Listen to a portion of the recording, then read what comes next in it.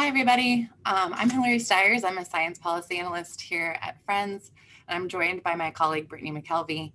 Thank you so much for joining our patient advocate webinar. Today, we're going to be discussing some background on ctDNA as a biomarker in cancer development. Follow along with the conversation on Twitter using the hashtag ctDNAFriends. ctDNA is a tool that helps us to understand tumors. So we wanted to provide everyone with some background about how ctDNA is used as a tool. And in the clinic, blood is drawn from the patient, and the sample is called a liquid biopsy. A liquid biopsy is just a test on a sample of blood to look for cells from a tumor or for pieces of DNA from tumor cells that are circulating in the blood. This blood is then passed on to a scientist, and that scientist removes DNA from the blood to test for ctDNA. The ctDNA is identified from that pool of DNA using computer algorithms. The reason that this process works is because DNA alterations unique to a tumor are also found in ctDNA. Theoretically, the amount of ctDNA correlates with the size of the tumor. And the amount of ctDNA depends on a variety of factors, including the tumor type, patient age, treatments received, and more.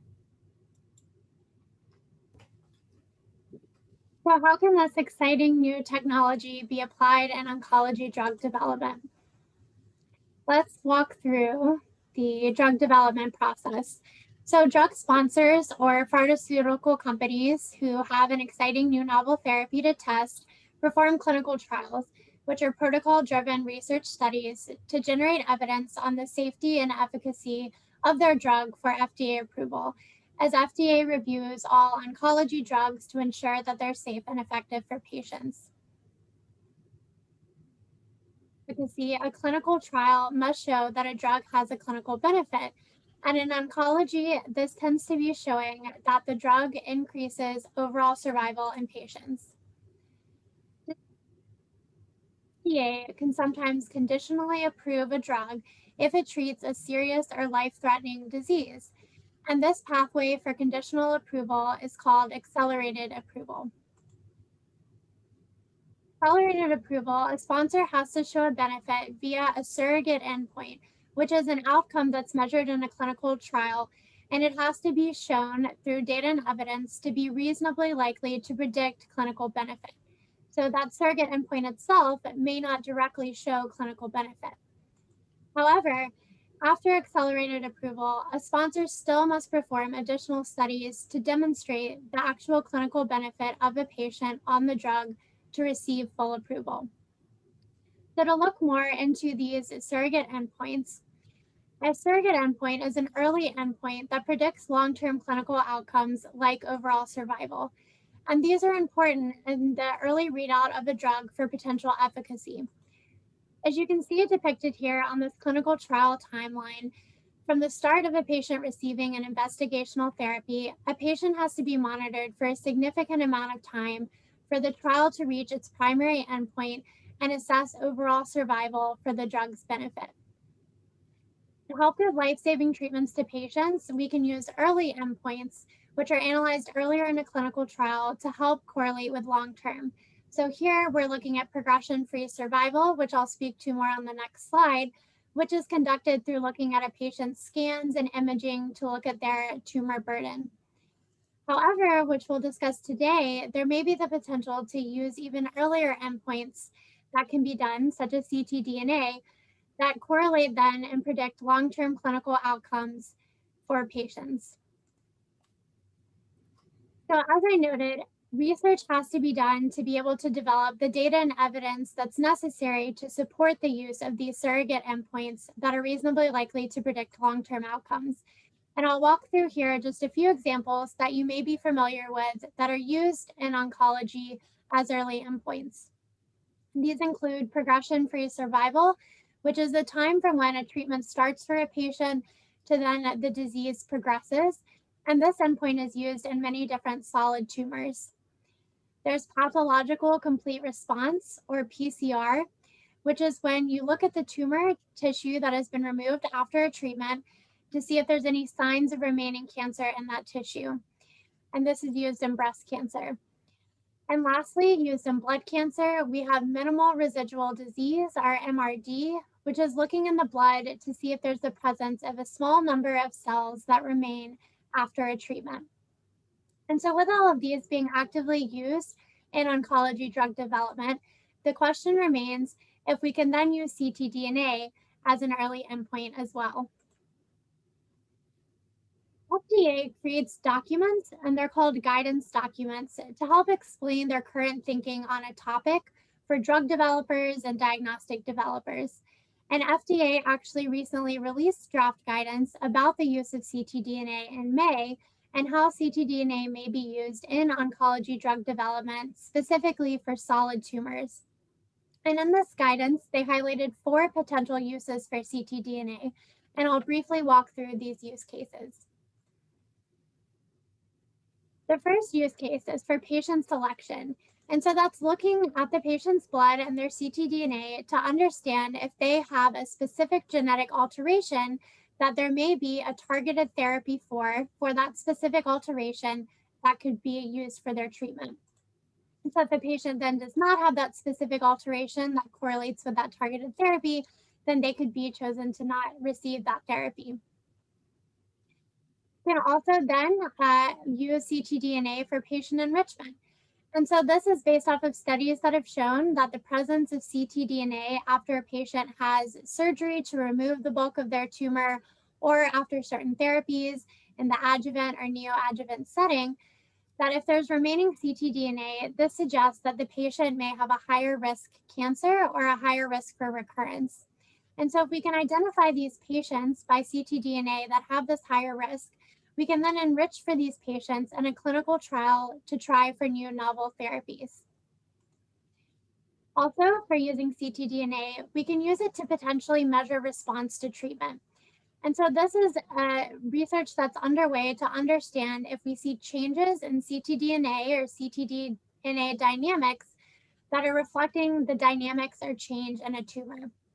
So for example, before a treatment, a patient may have a large tumor, which is shedding a lot of ctDNA, and high ctDNA levels suggest the tumor's presence.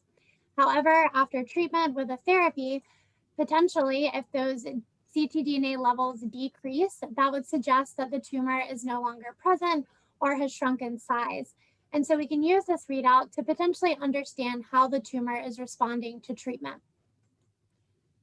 Along with this then, and measuring response, is the potential to use ctDNA as an early endpoint.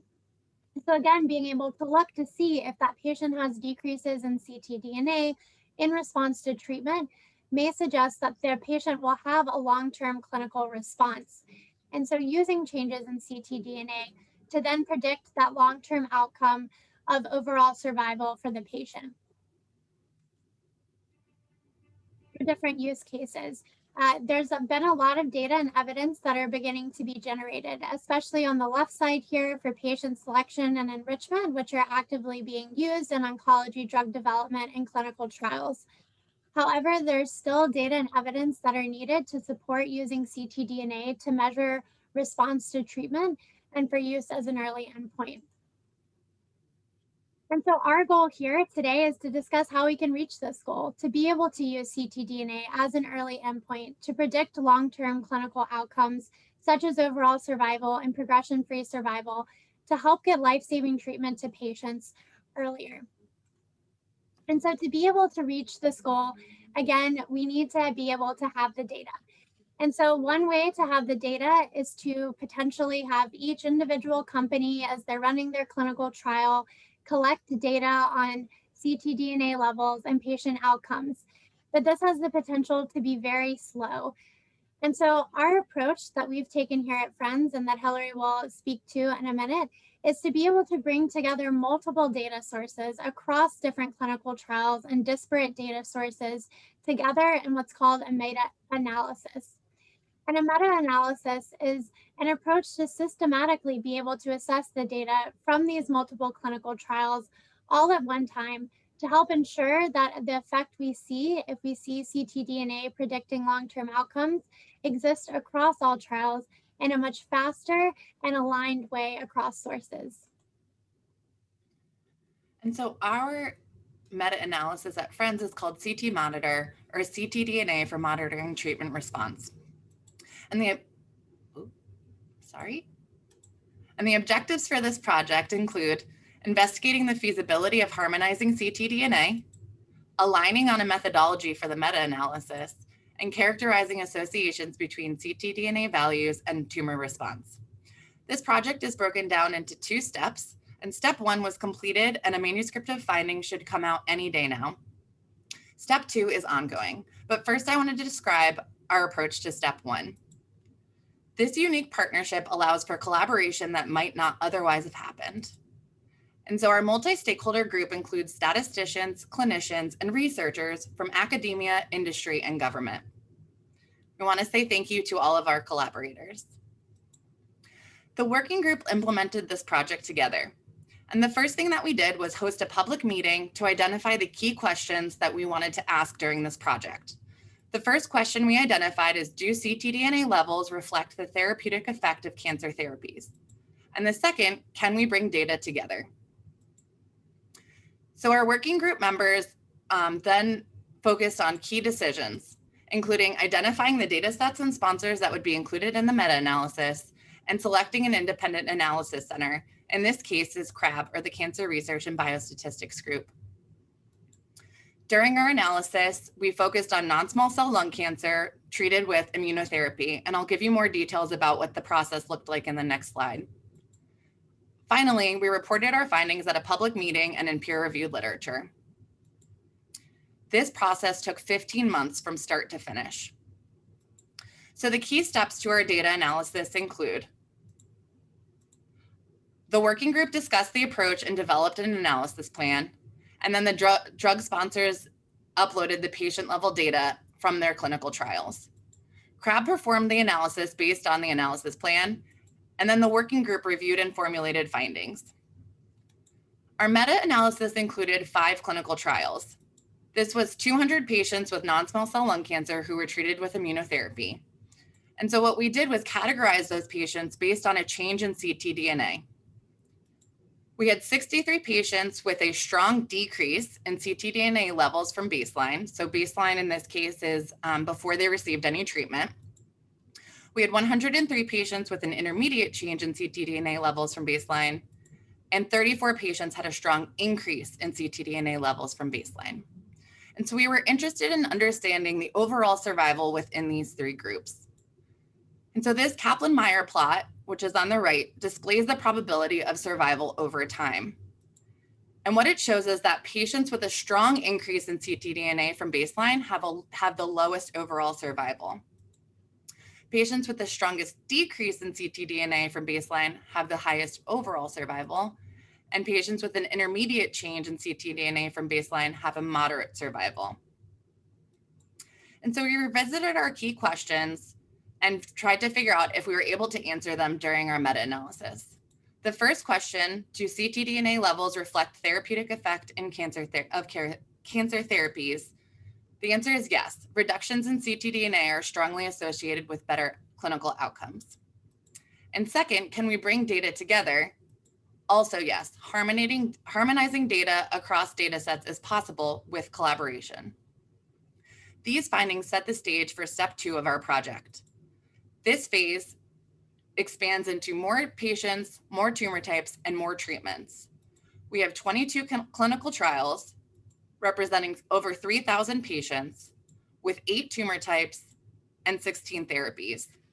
And these patients were broken into 3 different modules that we'll analyze in a meta-analysis individually and then pull across. Module 1 includes non-small cell lung cancer treated with tyrosine kinase inhibitors, or TKIs. Module 2 is similar to what we saw in step 1 with non-small cell lung cancer and immunotherapy, but we also have a chemotherapy arm in module 2. And module 3, which includes solid tumors and either immunotherapy or TKIs. And this phase is currently underway. So our key takeaways of what we've talked about here today are that ctDNA holds a lot of promise as a tool to understand cancer. But in order to use it as a tool, we need to establish data and evidence to fully realize the potential. And Friends is helping to make this happen.